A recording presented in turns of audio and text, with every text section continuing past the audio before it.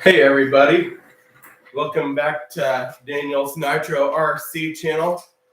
How are y'all doing today? Well, I'm back at it again, guys. I'm tearing this truck down for the third time because the transmission spur gear stripped again for the third time. It ran really good though. But the problem is that you got a plastic gear on the transmission and a steel clutch bell gear. So what I'm going to do is I'm taking that off and I'm going to put a steel gear on this time. I made up my mind. I'm not going to put any more plastic gears on it. So we're going to go ahead and start tearing this thing down. Get my tools out I need. I did not really want to tear this truck apart again, but I have to in order to get this gear replaced. So I'm just going to start tearing it down. I know exactly what to do. So I'm going to pull my air filter off. And the carburetor is perfectly set, so I'm not even going to touch anything on that because it took me forever to tune this thing the right way.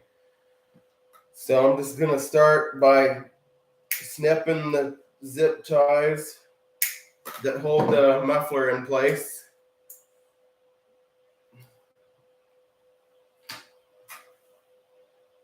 And disconnect all the hoses. And I got to take the fuel tank off of it again.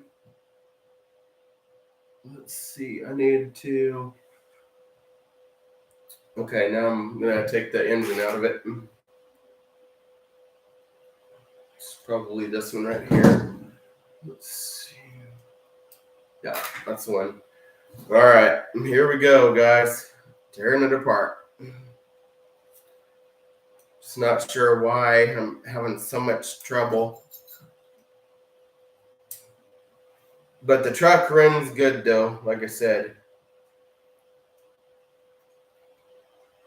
Trying to eliminate all these problems that I'm having.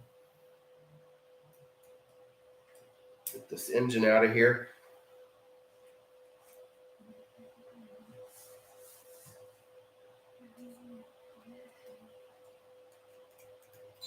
Pop that thing out. Figured since I have time today, I'm just gonna pull it out. That way I can just have everything sitting out, getting it ready for the part whenever I do get it.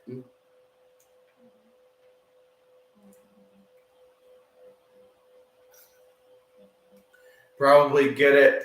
I'll probably order it Thursday or Friday, so it should be here probably the week after, possibly. It just depends on the shipping speed and stuff like that, but the weather here is going to get colder, so might as well just tear it apart now. That way I can have a chance to fix this. I'm going to go ahead and pull this engine out again. Let's see. Oh, I forgot to pull the fuel line off the carburetor here. They're on there pretty good sometimes. You really gotta... There it went. Okay. Now I'll pull my throttle linkage out. There we go. And there's the engine. Yeah, the clutch bell still looks good. There's no indication of wear on that. There better not be because I just replaced it. So I'm going to move this thing over. I'm going to put my air filter back on right away because I don't want nothing getting in that carburetor. So there's the engine. Now I got to pull the fuel tank now. I'm getting the hang of this now, guys. I mean, it's the third time I've had this thing apart. But that's okay, though. That's how you learn, right? Just get it. Okay. I'm looking for my screwdriver here. Oh, I forgot I had this engine mount, new engine mount. I don't know if, will that fit on this? Yeah, it will. I got some new parts still, but I'm not using this one. This is just, I might take this gear back because I don't really need it. And this clutch kit, I might take that back too. I'm not sure. I might just keep that part. You never know when you're going to need another clutch.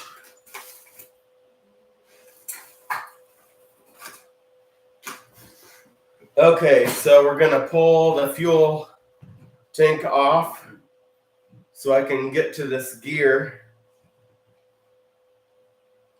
It's probably going to leak a little fuel. I know. I dumped it all out outside, but there's still some. That's why I got this table so I don't get it all over the floor. I'm going to just pull this tank. I think I might set a new record taking this apart. I'm only almost 7 minutes into this thing, and I'm almost done. I think my first video I did, it took me like 30-something minutes.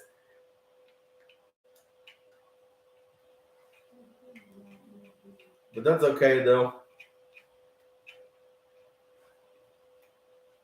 Okay, there's the tank. Got the tank pulled. Now I got to get my screws out of there because I don't want to lose those. Okay. And then while I'm in there, I'm going to clean all the junk up from the shredded gear again. Let's see, I need to get my magnetic cup here.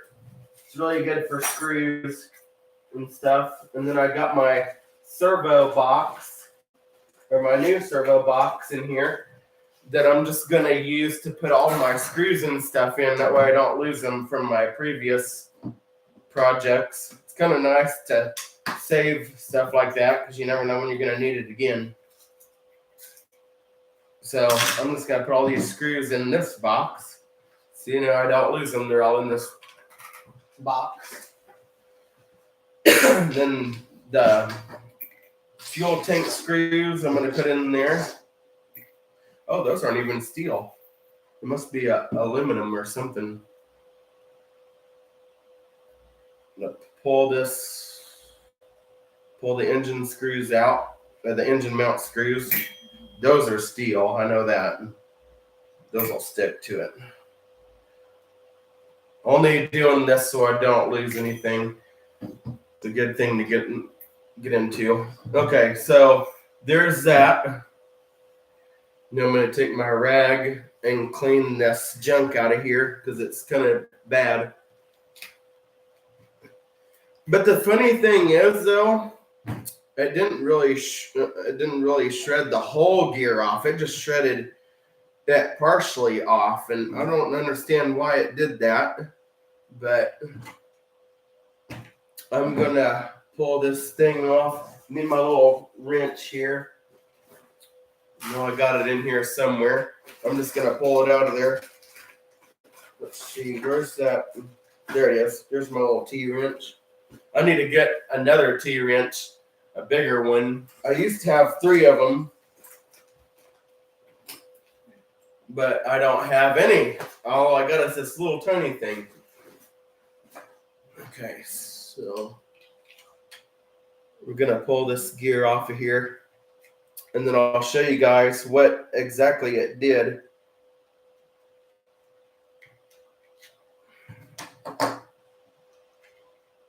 Just gonna pull this thing off. It's gonna be kind of a hard thing. Yeah, it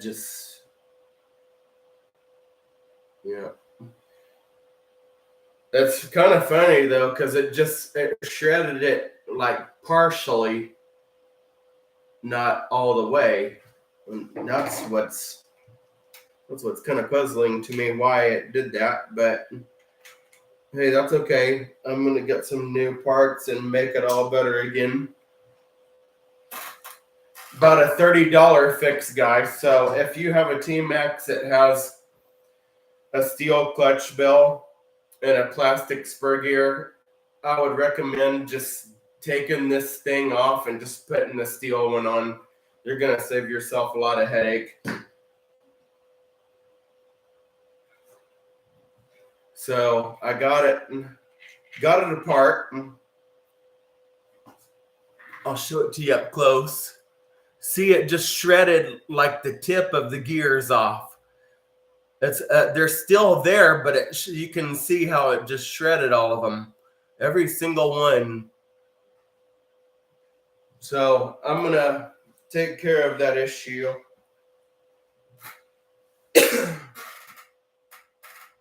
And then I had to adjust my slipper clutch. I'm just gonna put a new slipper clutch on it. I think Hobbytown had the steel slipper clutches, and I almost bought them, but I didn't because I just reused these for the plastic gear. But they do make it for the steel gear. They're just smaller than these, and they're steel. And then you put the slipper pads in there on your clutch or on your spur gear. And then that's what grabs it when your clutch engages. It's kind of like a centrifugal. Well, it's basically a centrifugal clutch, is all it is. So, that is what I have to do to get this fixed. So I'm going to go ahead and clean this truck up a little bit more.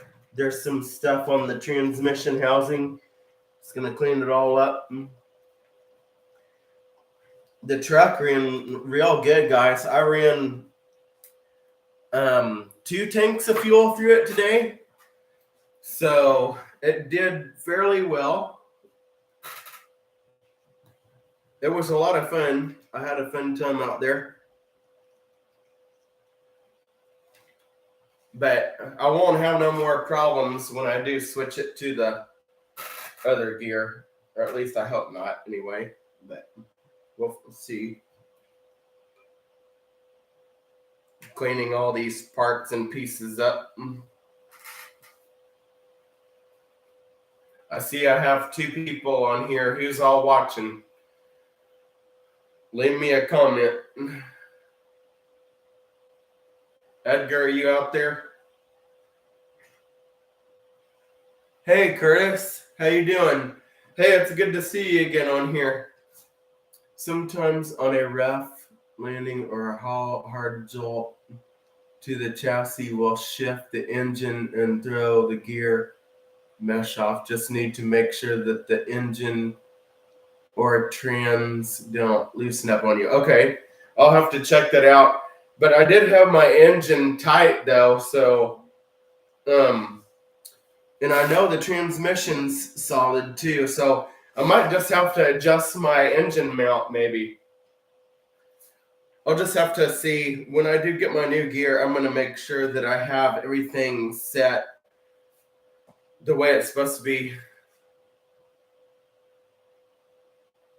So I'm going to get it's a Robinson Racing 72 tooth steel spur gear. That's what I'm going to get. They have them on Amazon for $22. It's a hardened steel. So that's what I'm going to put on this truck, because my C10 over here, it has all steel gears. It's got the steel clutch belt and the steel Robinson Racing 72 tooth gear. So I'm just going to do the same thing to this. I ran 3 tanks of fuel through the other one, and I didn't have a single problem. So steel on steel is the best, I think. So I'm just gonna go ahead and go with that and see what I can do. I'm gonna put these parts in a bag. You know, I have, let's see, where's that one bag at?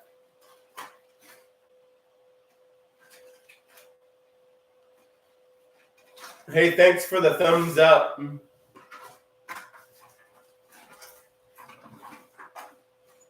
Here we go. I'm just going to take my old clutch out of here because I no longer need that because it's pretty much fried except for the clutch bell itself, which I will keep. I try to keep all of the parts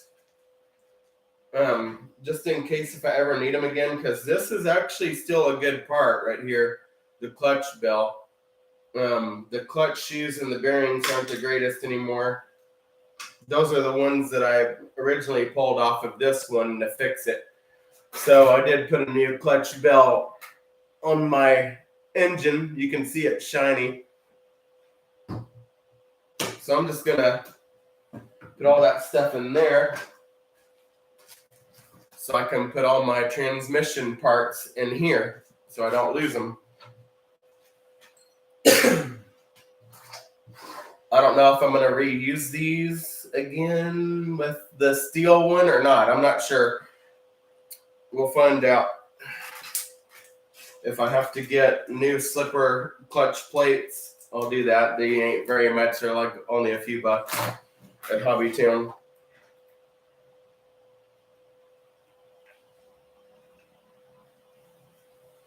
But anyway, that is all I have for now. I got it all tore down to wherever, to what I need it to be. And now it's going to be tore apart for a while.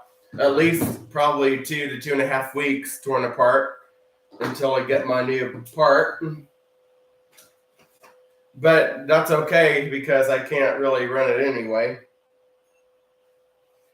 So, I mean, I can, but it ain't going to go nowhere. Because I noticed the second tank I ran through it, I kind of had a feeling that something was going to happen because the truck kind of started slipping and it wasn't going as good as it was before. And I was like, okay, something's going on. And then all of a sudden I lost all power to the wheels. So I hurried up and I took the body off and I looked down in there to see what was going on. And sure enough, it was this gear again. So also in time, plastic gets brittle and changes. So it is possible that the gear just simply broke down on its own. Yeah, that's kind of weird though, because the gear that I put on this was brand new. So I'm not sure what happened or what. I do know that I had to tighten up the clutch tighter on it at one point when I was running it because it didn't want to grab very well. So I might just get some new slipper plates with my new gear. That way that don't happen again and I can just tighten it down all the way. Because this is the main thing that drives the gear is this little centrifugal clutch in here. So it'll just be a better setup, I think. It'll just be like my C10, which I'll show you guys here in a second what I have on it, even though I've showed you guys quite a bit in that truck. It's pretty cool how everything's designed on these. And it's fairly easy, but it can be time consuming if you are new to the hobby and you don't really know what you're doing. That's why all of us guys are on here on YouTube Live, the RC channel family, to show everybody what to do if something breaks. We're all going to be here to help you guys out. If you have any questions or anything like that, feel free to give me send me a message or whatever, and I'll try my best to answer your questions. I know I don't know, everything about everything, but I'll try my best to answer the questions that you might have. Like I said, I've learned a lot from Edgar. He's the one that got me started on Nitro RC. So he's helped me out a lot over the years. So if it wasn't for him, I probably wouldn't know half of the stuff that I know to do to these today. So it's pretty cool that you get to meet new people on here, and you get to see what everybody's got, and just to see everybody's RCs and what they got. I've seen new O-rings and carbs be bad from the factory, so don't always assume that the new one is good. Yeah, that's true. This truck was a pain to tune up because this truck hasn't ran in 2 years. I bought it off of eBay. The engine was still free. It's got really, really good compression for a 2.5. I finally got it tuned just right to run, and it really rips down the street. So this is a good little engine. I mean, it'll last a long time, and it took me quite a while to get this fine-tuned, this carburetor. So what I ended up doing, I don't know if you've been watching my past videos or not, Curtis, but I had to factory reset the carburetor on this thing and then gradually make adjustments as I go along, and I finally got it to run. If they've been sitting for a while, you're gonna have to have some time on your hands to get it to tune right, because they're very temperamental at times. If you don't have them tuned just right, they're not going to run at all. So I will tell you that sometimes they can be a real royal pain in the neck to tune if you don't know exactly what you're doing.